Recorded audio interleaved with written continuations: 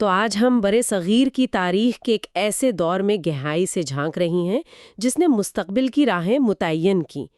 ہم 1857 کی جنگ آزادی سے شروع کریں گے اور 1916 کے میثاق لکھنؤ تک کے اہم واقعات کا جائزہ لیں گے، خاص طور پر ٹریک ٹو پاکستان نامی کتاب میں جو معلومات ہیں ان کی روشنی میں۔ جی بالکل، یہ تقریباً 6 دہائیاں بنتی ہیں اور یہ بڑی ہنگامہ خیز تبدیلیوں کا زمانہ تھا۔ نئے نظریات ابھر رہے تھے، نئی سیاسی شناختیں بن رہی تھیں، اور یہ کہنا غلط نہیں ہوگا کہ مستقبل کے پاکستان کی بنیادیں وہ اسی دوران استوار ہوئیں۔ تو ہمارا مقصد صرف واقعات کو دہرانا نہیں ہے، بلکہ ان ذرائع کی مدد سے سمجھنا ہے کہ اصل محرکات کیا تھے، اہم موڑ کون سے تھے اور نتائج کیا نکلے جنہوں نے تاریخ کا رخ بدل دیا۔ آئیے اس تجزیے کا آغاز 1857 سے کرتے ہیں۔ اسے اکثر فوجی بغاوت کہا جاتا ہے، لیکن کیا یہ صرف اتنا ہی تھا؟ ذرائع کیا کہتے ہیں؟ نہیں، ذرائع واضح کرتے ہیں کہ یہ صرف فوجیوں کی بغاوت نہیں تھی۔ عوام کی ایک بڑی تعداد اس میں شامل ہوئی۔ خود لارڈ سالسبری جیسے برطانوی حکام نے مانا کہ بھئی یہ معاملہ صرف فوج تک نہیں تھا، اس کے پیچھے تو کئی دہائیوں کا غصہ جمع تھا۔ فوجی اسباب میں وہ کارتوس والا معاملہ تو بس ایک چنگاری تھی۔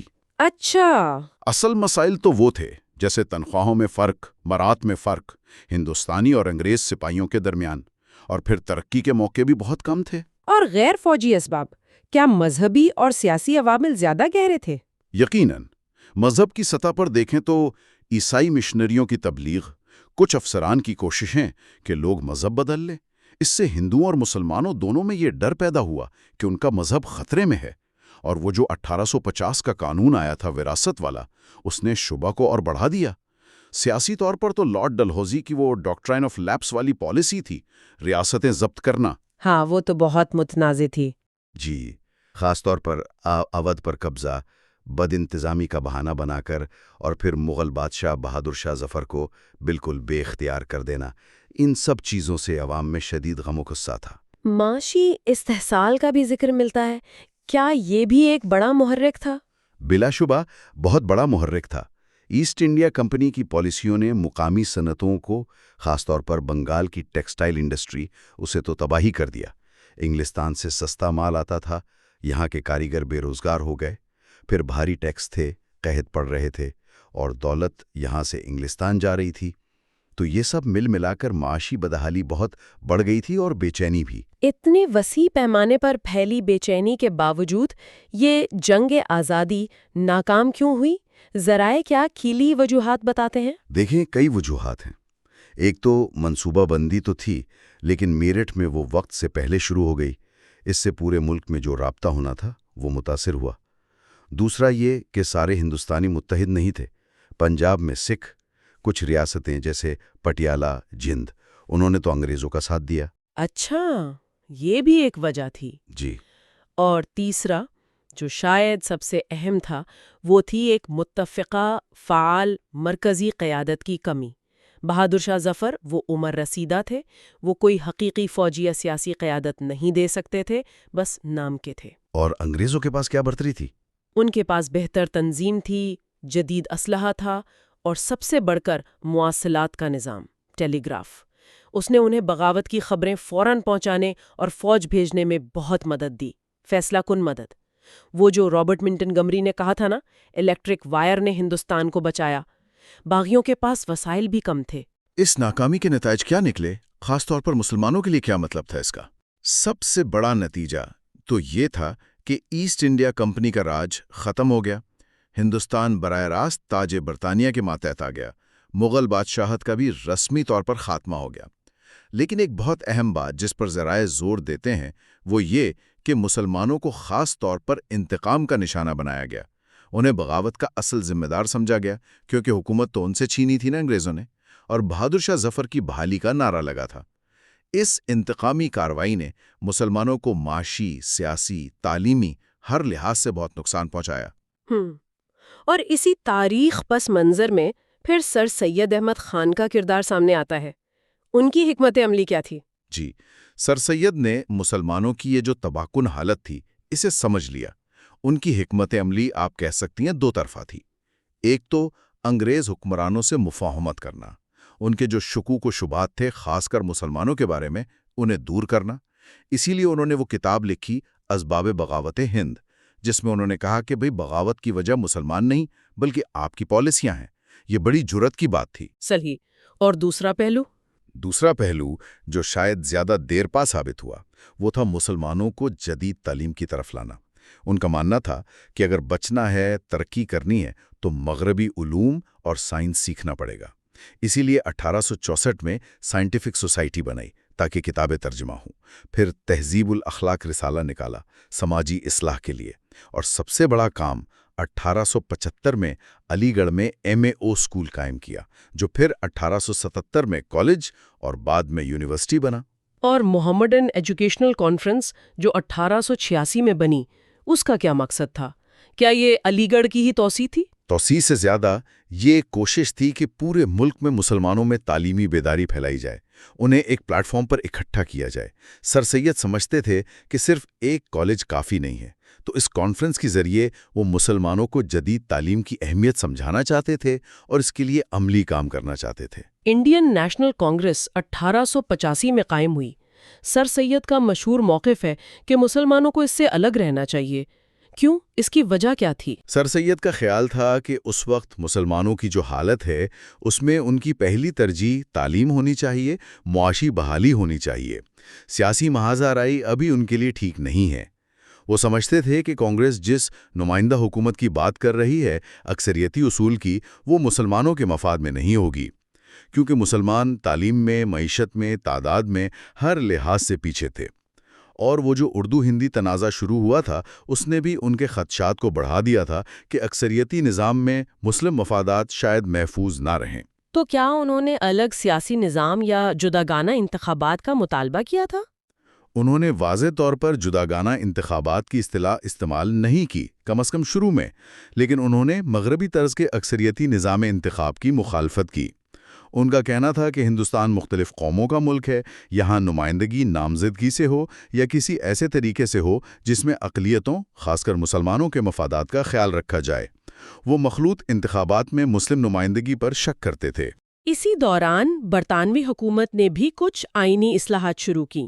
1861 کا انڈین کاؤنسلز ایکٹ، کیا یہ 1857 کا رد عمل تھا؟ جی، بڑی حد تک تھا۔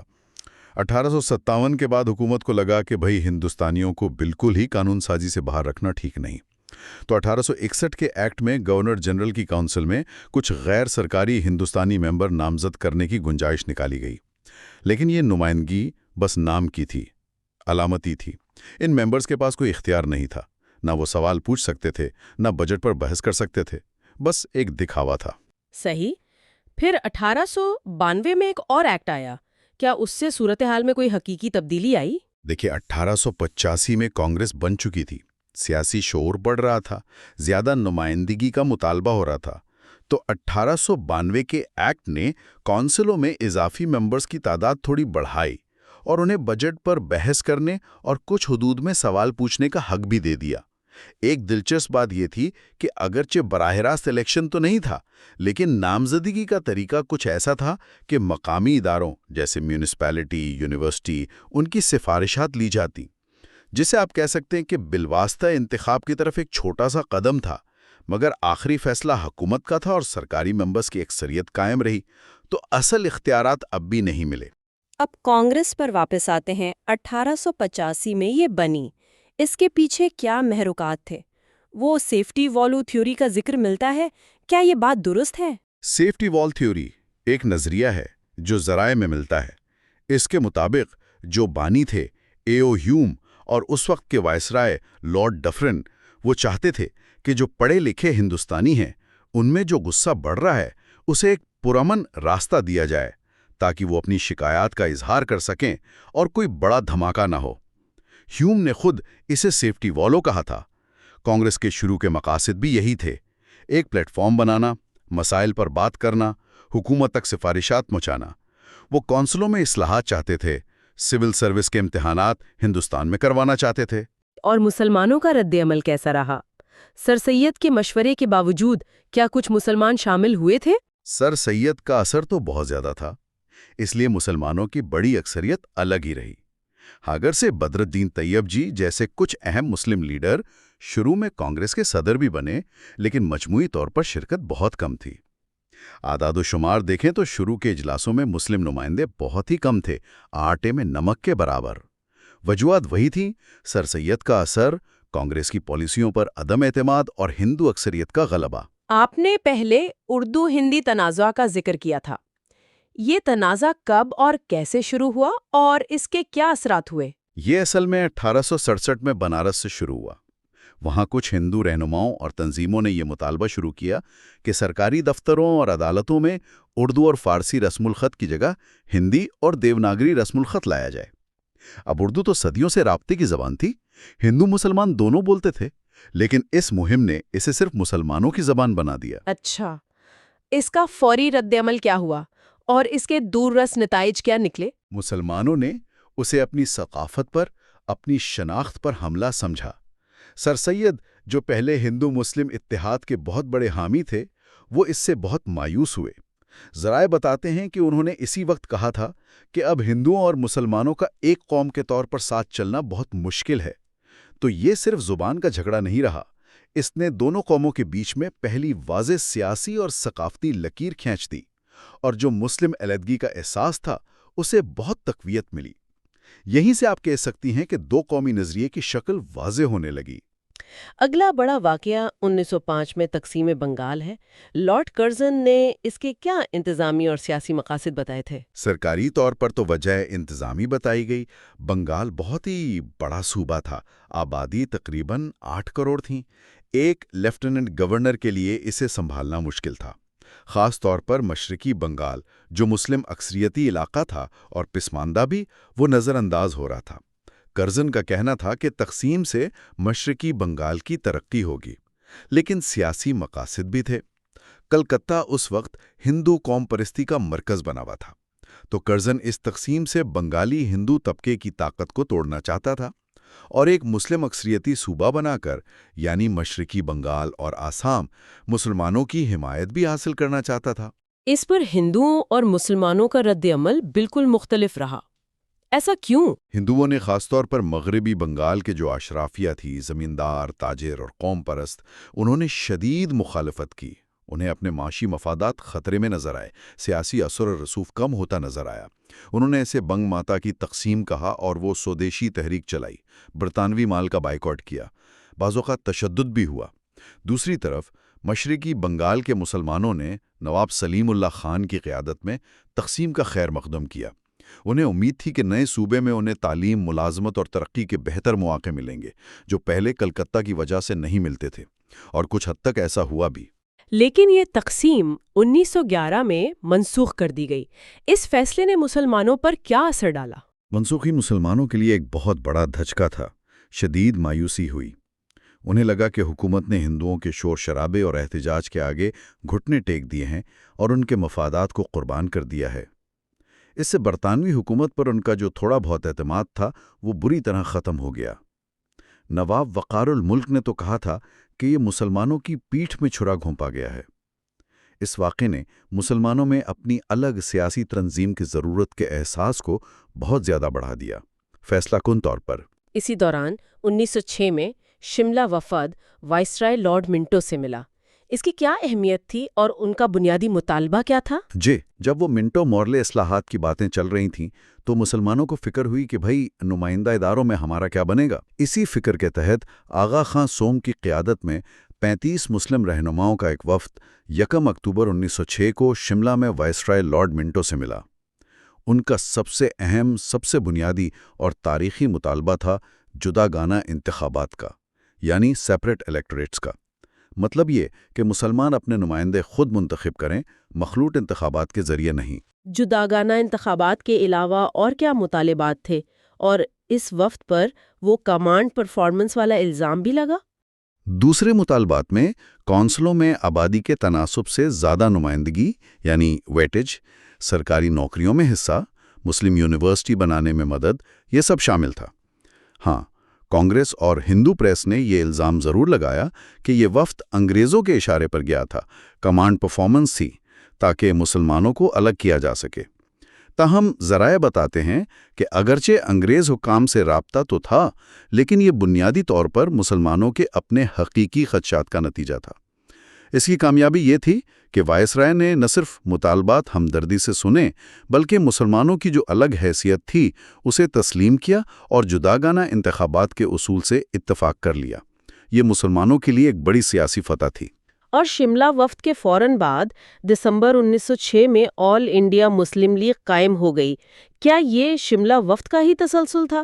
بالکل، شملہ وفد کی کامیابی نے ایک مستقل سیاسی جماعت کی ضرورت کو بہت واضح کر دیا تھا۔ تو ڈھاکہ میں محمدن ایجوکیشنل کانفرنس کا اجلاس ہو رہا تھا۔ اسی موقع پر 30 دسمبر 1906 کو نواب سلیم اللہ خان نے تجویز پیش کی اور نواب وقار الملک کی صدارت میں آل انڈیا مسلم لیگ بن گئی۔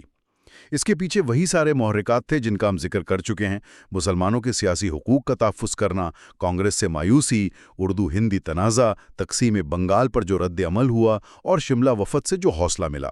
لیگ کے ابتدائی مقاصد کیا تھے؟ کیا وہ شروع سے ہی علیحدگی کی بات کر رہی تھی؟ نہیں، شروع کے مقاصد کافی محتاط تھے۔ پہلا تھا کہ حکومت سے وفاداری کو فروغ دیا جائے اور غلط فہمیاں دور کی جائیں۔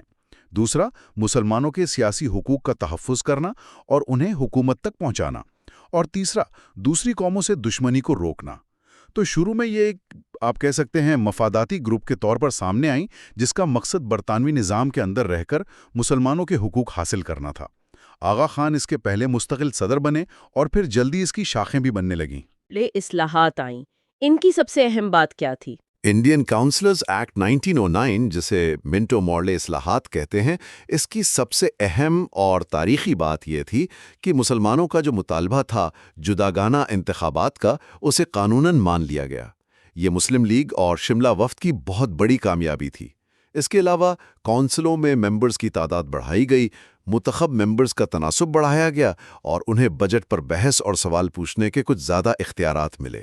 لیکن کیا یہ حقیقی پارلیمانی نظام کی طرف کوئی قدم تھا؟ بالکل نہیں، اور لارڈ مارلے نے یہ صاف کہا بھی تھا۔ اختیارات اب بھی بہت محدود تھے۔ حکومت قراردادوں پر عمل کرنے کی پابند نہیں تھی، کنٹرول پورا حکومت کا ہی تھا۔ ہاں، پہلی بار ایک ہندوستانی ایس پی سنہا کو وائسرائے کی ایگزیکٹو کونسل میں شامل کیا گیا، لیکن یہ زیادہ تر علامتی ہی تھا۔ مسلمانوں نے جداگانہ انتخابات کا تو خیر مقدم کیا، لیکن نمائندگی کے تناسب پر کچھ تحفظات بھی تھے۔ 1911 میں تقسیم بنگال کی تنسیخ کے بعد مسلم لیگ کے پالیسی میں تبدیلی کا ذکر ملتا ہے، وفاداری سے ہٹ کر حقوق کے مطالبے کی طرف۔ اس کی کیا وجوہات تھیں؟ تقسیم بنگال کی منسوخی تو سب سے بڑا دھچکا تھا ہی۔ اس کے علاوہ کچھ بیرونی واقعات بھی تھے، جیسے بلقان کی جنگیں 1912-13۔ اس میں برطانیہ کا رویہ ترکی کے خلاف تھا، جس سے ہندوستانی مسلمانوں کے جو پان اسلامک جذبات تھے انہیں ٹھیس پہنچی۔ پھر 1913 میں کانپور میں مسجد کے ایک حصے کو شہید کرنے کا واقعہ پیش آیا۔ ان سب واقعات نے مسلمانوں کو برطانوی حکومت سے بہت بدظن کر دیا تھا، اور لیگ کے اندر جو نوجوان اور زیادہ پرجوش لیڈرشپ تھی، جیسے محمد علی جوہر اور محمد علی جناح جو 1913 میں لیگ میں آئے، ان کا اثر بڑھ رہا تھا۔ کانپور مسجد کا واقعہ کیا تھا اور اس نے کیسے اثر ڈالا؟ کانپور میں ایک سڑک کو چوہے تڑنے کے لیے مسجد کا ایک حصہ، وضو خانہ، گرا دیا گیا۔ مسلمانوں نے پرامن احتجاج کیا تو پولیس نے گولی چلا دی، کئی لوگ شہید ہو گئے۔ اس واقعے سے پورے ہندوستان کے مسلمانوں میں شدید غصہ پھیل گیا۔ اگرچہ بعد میں وائسرائے نے مداخلت کی اور معاملہ حل کرایا، لیکن اس نے انگریز حکومت کے خلاف نفرت اور عدم اعتماد کو بہت گہرا کر دیا۔ تو اسی بدلتے ہوئے ماحول میں 1913 میں مسلم لیگ نے لکھنؤ میں اپنے اجلاس میں قائد اعظم اور دوسرے جو ترقی پسند رہنما تھے، ان کے زور پر اپنے آئین میں ایک اہم ترمیم کی۔ وفاداری کے ساتھ ساتھ ہندوستان کے لیے مناسب خود مختار حکومت یعنی سوٹیبل سیلف گورنمنٹ کے حصول کو بھی اپنا مقصد بنا لیا، بشرطے کہ مسلم مفادات کا تحفظ ہو۔ یہ لیگ کی پالیسی میں ایک بنیادی تبدیلی تھی جس نے اسے کانگریس کے قریب لا کھڑا کیا۔ اور اسی قربت کا نتیجہ تھا 1916 کا میثاقی لکھنؤ۔ یہ اتحاد کیسے ممکن ہوا؟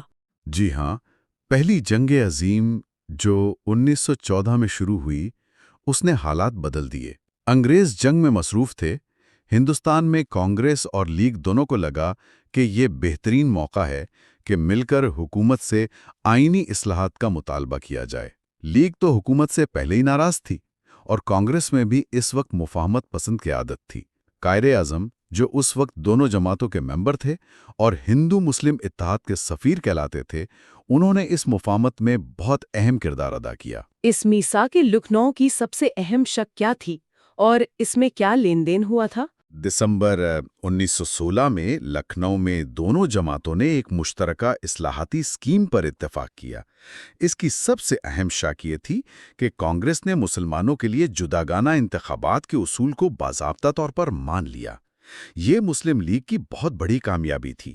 اس کے بدلے میں لیگ نے مسلم اکثریت صوبوں جیسے پنجاب اور بنگال میں اپنی آبادی کے تناسب سے کچھ کم سیٹیں قبول کیں، جبکہ مسلم اقلیتی صوبوں میں انہیں آبادی سے زیادہ نمائندگی یعنی ویٹیج ملی۔ ایک اور اہم بات یہ تھی کہ کسی کونسل میں اگر کسی قوم کے 3/4 ممبر کسی بل کی مخالفت کریں تو وہ پاس نہیں ہوگا۔ تو اگر ہم اس پورے دور کا یعنی 1857 سے 1916 تک کا خلاصہ کریں تو بنیادی نکات کیا ابھرتے ہیں؟